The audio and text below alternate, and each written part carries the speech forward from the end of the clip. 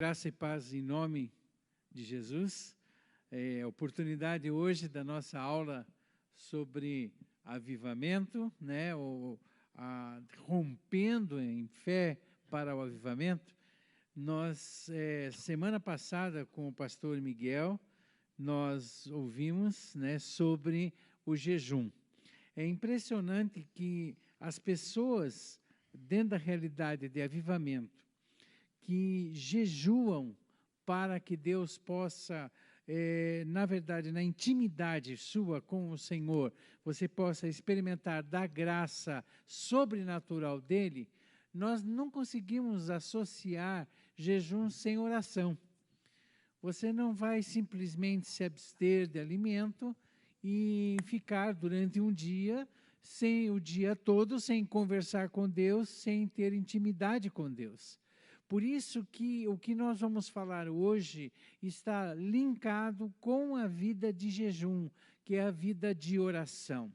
Quando nós falamos sobre vida de oração, vida de intimidade na presença do Pai, no Santo dos Santos, naquele quarto secreto, nós falamos do como inicia o avivamento na história. Todo avivamento na história não começou a não ser por uma oração. Às vezes foi uma pessoa que teve iniciativa, às vezes foi um grupo de pessoas, às vezes foi uma igreja, mas começou na oração. A busca da face de Deus, a fome de Deus, a sede de Deus. Tanto é que a partir da próxima semana, você vai ter 4 lições subsequentes de pessoas que foram tocadas pelo poder de Deus e nessa fome de Deus, eles em oração buscaram e vidas foram transformadas, países foram transformados, porque pessoas decidiram orar. Queridos, eu quero primeiro começar falando a respeito de um livro que eu estou sugerindo a vocês, que é um dos livros que mais tem me marcado. Eu já li esse livro 3 vezes, tamanha bênção que esse livro é, e continuo a ler, Crescendo em Oração. Esse livro, Crescendo em Oração, do Michael Bickle, né, é um livro que é escrito por alguém que não só entende de oração, mas é um homem de oração. Se você já ouviu falar da IHOP, que é essa igreja internacional, Casa Internacional de Oração do Kansas City, nos Estados Unidos, você vai lembrar que esta igreja, se você entrar no Facebook, no YouTube, você encontrando o IHOP de Kansas City, você vai ver 24 horas por dia essa casa de oração funciona. Isso já faz 20 anos. Eu fico imaginando a vida do Michael, quando Deus deu a visão para ter essa casa de oração, se no coração dele ele imaginaria que ele conseguiria, vamos dizer assim, ficar 24 horas em funcionamento. A questão é que vai fazer 20 anos que você pode acessar a hora que for, e lá eles estão adorando, orando. Mas por quê? Por causa da obediência de um homem, por causa da visão de Deus, e é sobre isso que nós vamos associar, que o avivamento está diretamente ligado a uma vida de oração. Pai eterno, eu quero nesse momento na Tua presença, Senhor, nesse fator significativo, fundamental, que é a vida de oração, a vida na Tua presença, a vida em intimidade contigo, o estar tete a tete contigo, face a face contigo, Senhor, que isso seja provocado na vida daqueles que estão me ouvindo agora, aqueles que estão em casa, Senhor, que já conhecem tanto do assunto de oração, mas que a vida de oração seja o diferencial, que a vida de oração seja a marca, Senhor, na vida desses irmãos, em nome de Jesus. Amém. Queridos, então esse desafio do Michael, esse desafio da vida de oração, esse desafio do início dos avivamentos na história, nós vamos ver que todo o avivamento tem a ver com clamor. Esse clamor, ele tem algumas características, e é sobre essas características que eu quero falar agora. A primeira delas é o clamor no Espírito Santo. Essa é uma realidade que algumas pessoas ainda não vivenciaram, e nós estamos provocando você hoje para que você possa ter esse tipo de oração. Romanos 8, 26, 27 nos diz: da mesma forma que nos ajuda em nossa fraqueza, pois não sabemos como orar, mas o próprio Espírito intercede por nós com gemidos inexprimíveis, e aquele que sonda os corações conhece a intenção do Espírito, porque o Espírito intercede pelos santos de acordo com a vontade de Deus. Queridos, da mesma forma, o Espírito nos ajuda em nossa fraqueza. Eu não experimentei nenhuma nem duas vezes, mas foram várias as vezes, e eu te convoco a esse tipo de oração. Às vezes você chega à presença de Deus, você está cansado, você está com o coração abatido, você não sabe nem como conversar com o Senhor, não sabe nem o que dizer diante da face do Pai. Eu quero dizer uma coisa para você. Em nome de Jesus, fale, Espírito Santo de Deus, coloca nos meus lábios a oração que eu preciso me dirigir ao Pai. Essa é uma experiência maravilhosa. Você imagine você ser conduzido na intercessão, sendo orientado, impulsionado pelo Santo Espírito de Deus. Queridos, não é só a oração no Espírito, mas uma das coisas que marcou e tem marcado o avivamento na história é a fé. Crer que isso é possível, crer que o sobrenatural pode vir sobre nós, crer que eu mesmo posso ser transformado num status que eu estou vivendo hoje, às vezes longe de Deus, em frieza de alma, em frieza de espírito, e quando eu creio no sobrenatural, eu posso experimentar em Cristo Jesus a bênção de, pela fé, ver esse poder manifesto. Mateus 17, 20 diz: porque a fé que vocês têm é pequena. Eu lhes asseguro que se vocês tiverem fé do tamanho de um grão de mostarda, poderão dizer a este monte: vai daqui para lá, e ele irá, e nada lhes será impossível. Repito, nada lhes será impossível. Queridos, essa é a verdade de Deus para cada um de nós. Se crermos, veremos o impossível. Se crermos, veremos o sobrenatural. Se tivermos fé, pequena que seja, nós vamos ver o céu se abrindo, Deus se manifestando e as coisas acontecendo. Eu creio que realmente por aí, eu sempre digo que Deus não deixa de dar visão. Deus não deixa de dar o caminho, Deus não deixa de dar a orientação. O que nós precisamos é crer na palavra dele para que as coisas aconteçam. Crer que realmente isso é possível. Crer que uma igreja pode ser transformada. Crer que a minha família pode ser transformada. Crer que realmente aquilo que está acontecendo no meu coração, no meu estilo de vida que desagrada a Deus, pode ser mudado. Eu preciso crer. Não existe avivamento sem a fé. E essa fé é manifestada em oração, onde eu digo: Senhor, eu creio, portanto faça. Senhor, eu creio, portanto transforme. Essa é a realidade da fé no avivamento em oração.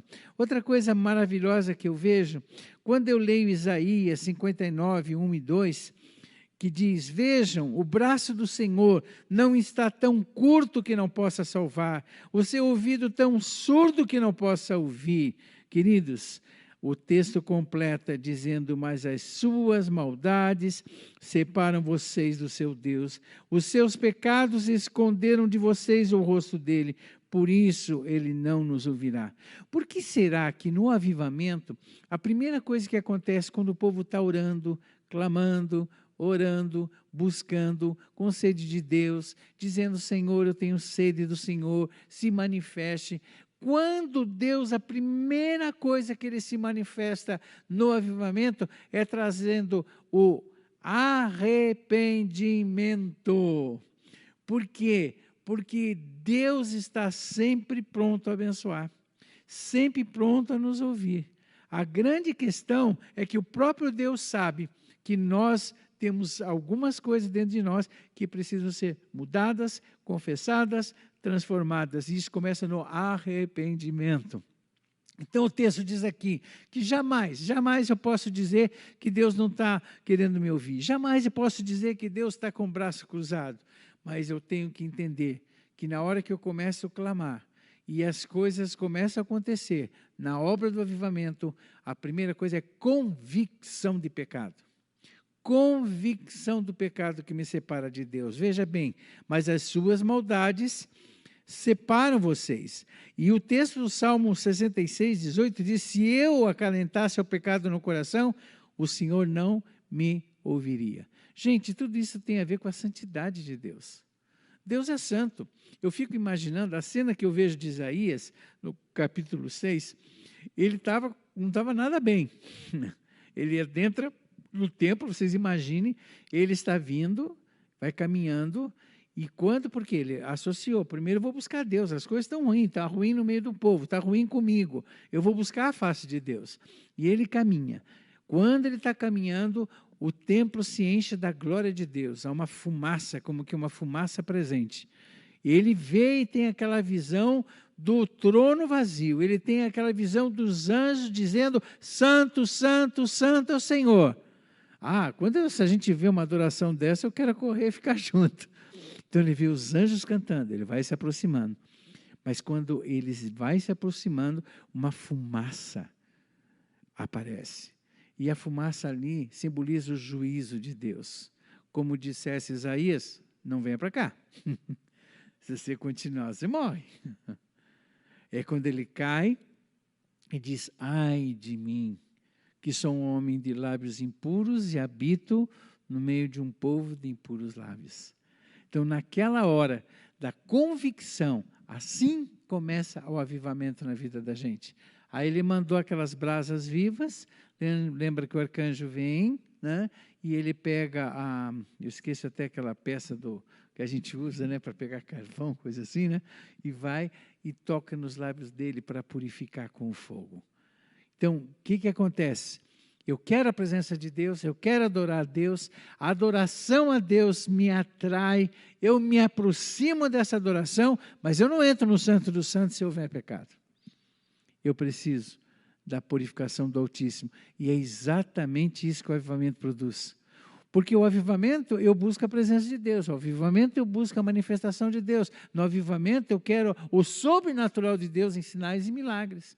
Mas essa realidade que eu busco não acontece se o quebrantamento não vier a partir da convicção de pecado, a confissão e a ação purificadora de Deus. Nós vemos outra coisa com respeito ao avivamento, é a obediência, né? Eu vou até relembrar aqui os que só acessaram depois. O que nós temos? O livro Crescendo em Oração, do Michael Bickle. O que eu disse? Este homem teve uma visão e obedeceu. E as coisas aconteceram. Vocês imaginem, hoje, como eu disse no início da nossa palestra dessa manhã, a Casa Internacional de Oração funciona 24 horas, 7 dias da semana, sem parar, há 20 anos. Você acessa na internet, Casa Internacional de Oração, 1h da manhã ou 2 da manhã, seja a hora que for, eles estão lá adorando e orando.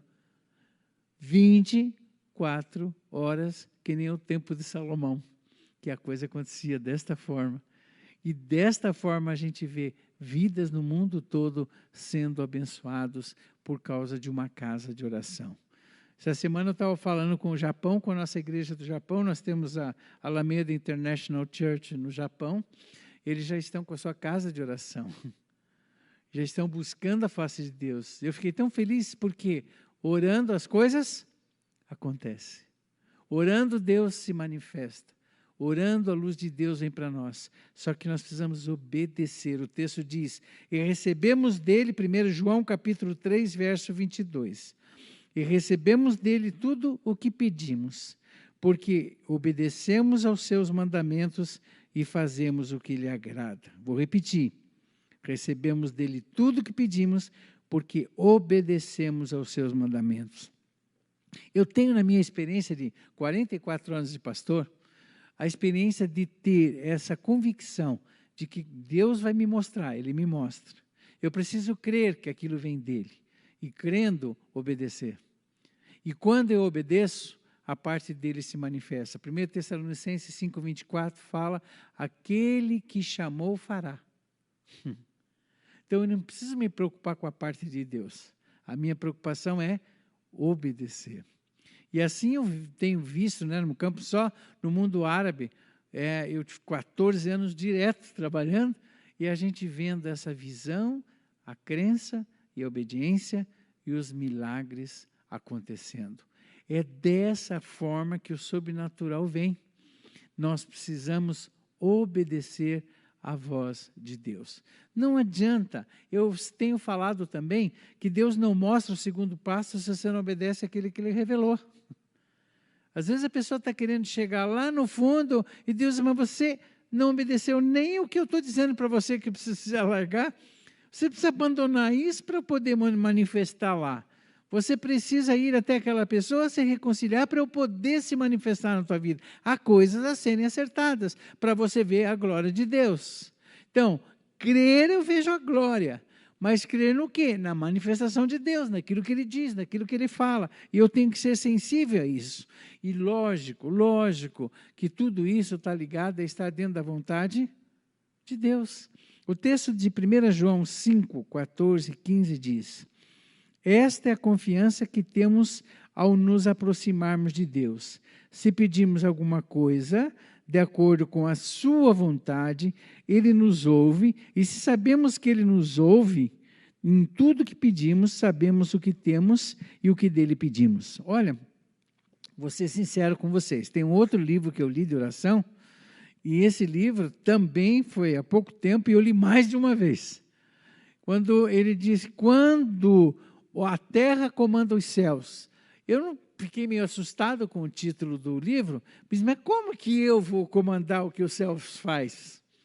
E eu fiquei pensando, gente, é muita coragem do Otmani escrever uma coisa como essa, de que eu vou chegar e vou orar e as coisas vão acontecer.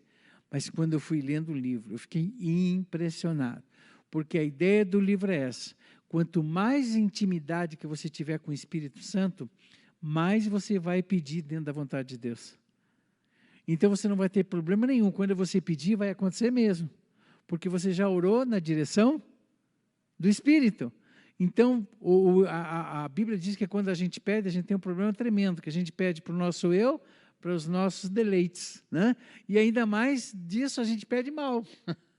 Agora, quanto mais intimidade, gente, quanto mais vocês buscam a face de Deus, quanto mais vocês têm intimidade com o Espírito, mais vocês vão experimentar essa graça de Deus.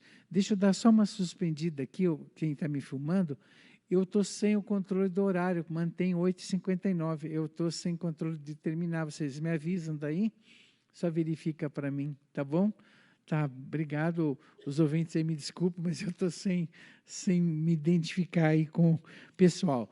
Agora, o que o texto nos diz? Às vezes acontece que eu estou na presença de Deus e as coisas não estão acontecendo. Eu quero fogo no Senhor, eu quero ação de Deus. Eu vou confessar uma coisa para vocês. A Silvana e eu, minha esposa, nós damos preleções em muitas igrejas, já há muitos anos. E sempre nós pregamos, e agora a gente está indo, provavelmente, daqui 2 semanas, estamos indo para a Vitória Espírito Santo, para falar no Congresso de Família. E uma das coisas que você pode falar várias palestras, mas quando você fala sobre perdão, pega todo mundo de jeito, ninguém escapa. É incrível, não escapa. A como é fácil a ação do demônio na vida das pessoas pela falta de acerto de relacionamentos. O texto diz aqui: portanto, se você estiver apresentando sua oferta diante do altar, e ali se lembrar de que seu irmão tem algo contra você, deixe sua oferta ali, diante do altar. Vá primeiro reconciliar-se com seu irmão e depois volte e apresente a oferta. Gente, isso é muito forte. Está registrado em Mateus 5, 23, 24. Não adianta você simplesmente dizer, não, eu estou bem com o Senhor e não se importar com outros. Você não está bem com o outro, não existe, a Bíblia diz, né, em João está bem claro, não diga que você ama o Senhor se você tem problema com o outro. Não existe base bíblica para isso. Então você pode estar chorando, clamando na presença de Deus, dizendo, eu te quero, eu te amo, sabe? E Deus dizendo para você, tá bom, então você levante aí do teu lugar e vai lá acertar a tua vida, porque eu não posso manifestar na sua vida sem esse acerto de reconciliação. Isso é muito forte, gente. É muito forte, não adianta. Eu sempre tinha dito, a gente fez uma campanha, eu amo a minha família, minha esposa e eu, quando eu era pastor de família na Igreja Batista do Bacaxiri, e a gente lançou o livro, né, que foi um dos primeiros livros que eu escrevi, que foi 40 dias orando em família. E uma coisa incrível que a gente percebia, eu tive esse sintomático, né, esse diagnóstico na vida das famílias, porque o pessoal chegava para mim e dizia, eles vinham para o aconselhamento familiar, e eu dizia, tudo bem, o que está acontecendo? Estamos nos divorciando. A pessoa já ia direto para dizer que estava divorciando. Imagina o estado que estava o casamento, o nível que estava o casamento. E aquilo me chamou a atenção. Aí o que eu percebi? Eu percebi que existem algumas casas que o marido ora de um lado, a mulher ora do outro, os filhos oram do outro, mas eles não podem ficar juntos porque eles estão em inimizade entre si. Gente, vocês vão dizer assim, mas isso é possível? É, mas isso é totalmente faccioso. Por quê? Eu sempre digo, olha, se une e faz uma oração junto. Na minha casa, quando a gente estava, agora os filhos casaram, né? Está eu e a Silvana só. Mas, às vezes, eu chegava para o almoço, a minha filha já estava comendo, e eu dizia, Tatá, filha, vamos orar junto. Mas, pai, eu já orei, já agradeci. Eu falei, tá bom, que bom que você agradeceu. Mas a gente vai orar em família. A unidade do Espírito é fundamental na casa. Essa unidade do Espírito que traz a harmonia da casa. Sabe que não, cara, eu estou bem com Deus, você está bem com Deus, tal, mas eu não posso nem olhar na cara do outro. Então, não existe unidade do Espírito. Aí, quando eu fiz aquele livro, 40 dias orando em família, era para quê? Para que fizessem a devocional juntos. Orassem juntos. E essa comunhão juntos provocava. Você já viu, no caso aí, se tiver os que estão casados, que estão ouvindo, às vezes um vai orar, o marido e a mulher, diz, não, hoje é teu dia. Não, é o seu, os dois não estão bem um com o outro, né? Não, ontem fui eu, então, não, ora você. Aí eles começam a discutir ali, porque eles não estão bem. Não, eu não vou orar. Aí aquilo provoca ter que conversar e se reconciliar. Então, amados, não adianta você simplesmente dizer, não, eu estou bem com o Senhor, não, meu Deus, poderoso, glória, aleluia, se você tem alguma desavença com o irmão. É o texto que eu li aqui da Bíblia, está escrito aqui. Você pode até trazer oferta, mas se tiver alguma coisa, vai lá e acerta. Não sou eu que estou dizendo. E o avivamento, gente, só vem com essa limpeza que eu chamo. O lixo indo embora. Por quê? Porque, na verdade, na hora que a santidade é instaurada, a glória de Deus se manifesta, porque Ele é santo. E na hora da ação do Espírito Santo, na vida do povo e da igreja, essas coisas vão acontecendo. Veja bem, 1 Samuel 15, 22 e 23. Samuel, porém, respondeu, acaso tem o Senhor tanto prazer em holocaustos e em sacrifícios, quanto em que se obedeça a sua palavra? A obediência é melhor do que o sacrifício. A submissão é melhor do que a gordura de carneiros, pois a rebeldia é como um pecado da feitiçaria e a arrogância como o mal da idolatria. Assim como você rejeitou a palavra do Senhor, Ele rejeitou você como rei. Que pesada palavra. a gente não pode resistir à vontade divina. O que Deus diz, o que Deus determina, o que Deus orienta, precisa ser seguido e obedecido. Não sou eu que determino o melhor para mim, mas é Deus que sabe o que é melhor para mim. E eu tenho que me submeter àquilo que é melhor para mim. Às vezes não é fácil, gente. Às vezes eu tenho feito, algumas pessoas têm me acompanhado, desde o dia 1º de janeiro, Deus colocou no meu coração fazer uma devocional. Toda madrugada eu publico meia-noite uma devocional no WhatsApp e no Facebook. E hoje eu falei muito, nessa madrugada eu escrevi sobre a filiação nossa e a paternidade de Deus. Como é gostoso chamar Deus de Pai. Só que algumas pessoas têm a figura de Pai na oração deturpada por causa da projeção do Pai terreno. Pessoas que nunca tiveram pai, pessoas que na verdade, nem conheceram seus pais, eles têm dificuldade de chamar a pessoa de Deus de pai por causa da ausência dessa figura. E ele não consegue entender o que é essa intimidade de convívio. Outras pessoas têm um pai, ou tiveram, austero e ríspido. Eles chegam diante de Deus tremendo nas pernas, achando que Deus vai jogar logo no inferno. Ele não consegue ver nem a graça, só vê a justiça. E não vê o amor dele manifesto. Então temos que olhar na Bíblia o Deus Pai que nos chama como filhos para termos relacionamento com Ele. Só que essa intimidade envolve reconciliação. Quantas vezes a gente vê promessas na Bíblia que o coração dos pais convertido aos filhos, dos filhos convertido aos pais. Eu acredito que grande parte dos avivamentos começam na própria casa, onde a glória de Deus se manifesta e contagia a igreja. Porque a igreja ela é composta das famílias. A pessoa vem cheia do Espírito na igreja, porque não é daqui para lá. Você está com a vida cheia, a família com a glória de Deus, e isso contagia as pessoas e faz a igreja ver essa glória de Deus. Provérbios 28:9, ainda oração e avivamento, nos diz o seguinte: se alguém se recusa a ouvir a lei, olha que forte, até as suas orações serão detestáveis. Uau! Veja bem, se você não quer obedecer a Deus, pode orar quando você quiser. Você vai ver quando a gente brinca, né, num conceito mais simples, a gente diz, né, que não passa do teto, né, como se, né, essa oração não passa do teto. Eu fico imaginando, gente, que sensação que Paulo deve ter tido de subir ao terceiro céu. Imagine ele na presença de Deus, né? E lógico, eu já soube de pessoas que estavam enfermas, estavam na UTI, em estado de coma, retornaram depois, e eles tiveram a experiência de estarem à presença de Deus, e eles contam essas experiências. Eu já vi médico dando testemunho de ter morrido e ter estado com o pai, e depois voltou. Eu já vi isso, esse testemunho desse médico. Então a gente vê, isso é possível sim, a gente vê. Agora, você imagina, espiritualmente falando, é isso que eu quero dizer. É eu estar aqui, estar orando, e eu ser transportado na presença de Deus. Aquela testificação da presença poderosa de Deus, né? E você fica horas e horas, e a gente fica imaginando, né?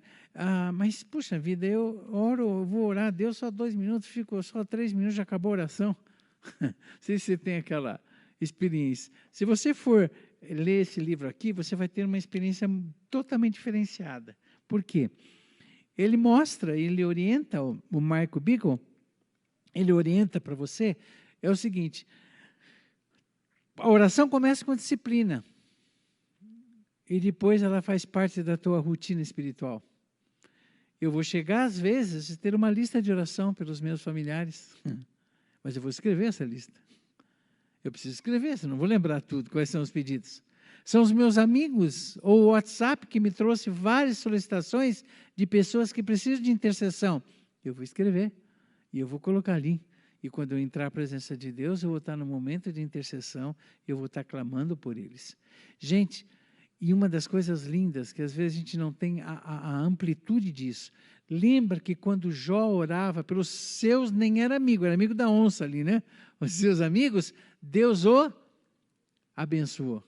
Às vezes você quer a glória de Deus e Deus quer que você comece no clamor da intercessão pelos outros e não por você mesmo.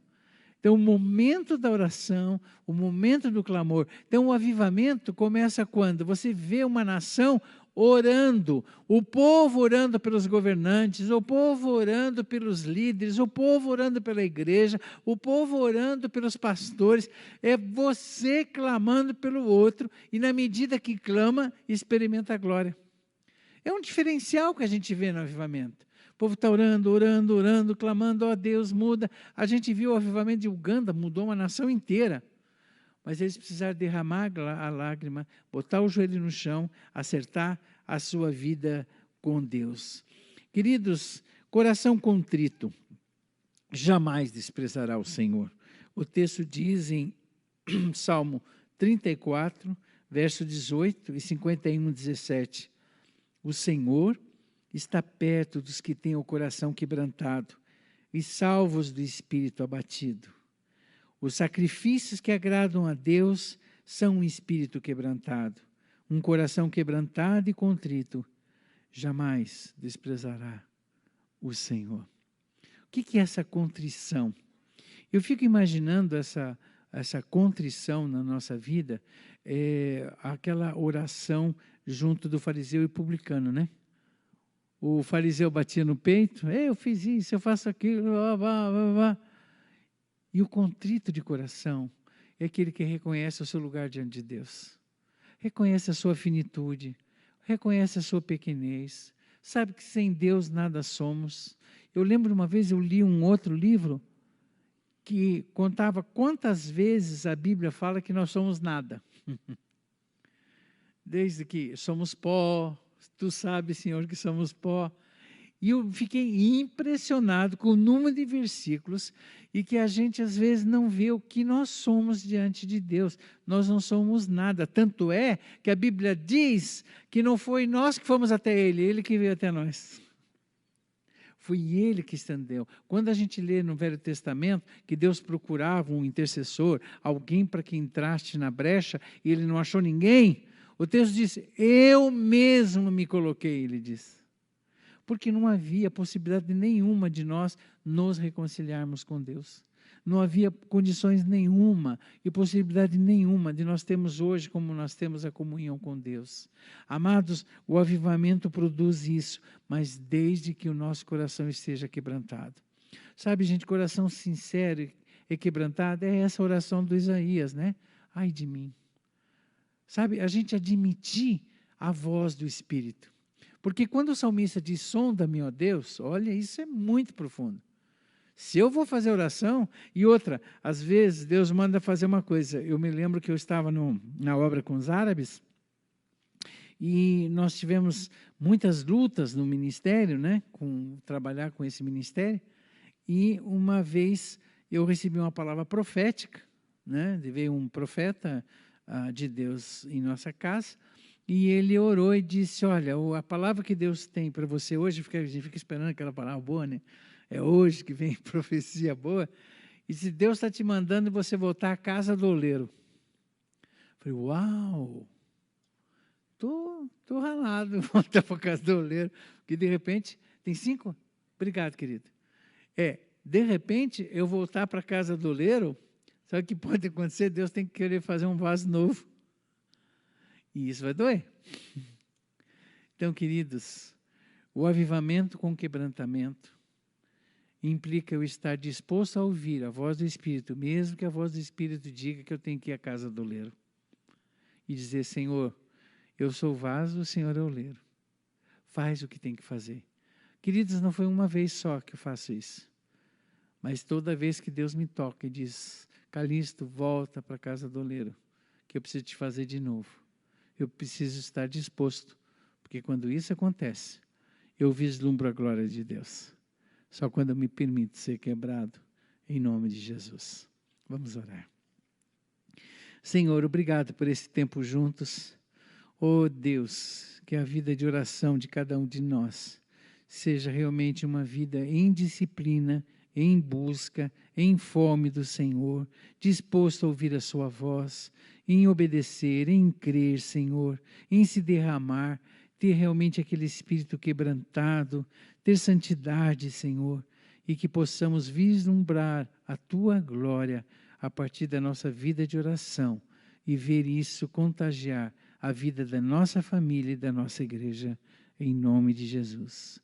Amém. Amém. Que Deus abençoe a todos, em nome de Jesus. Amém.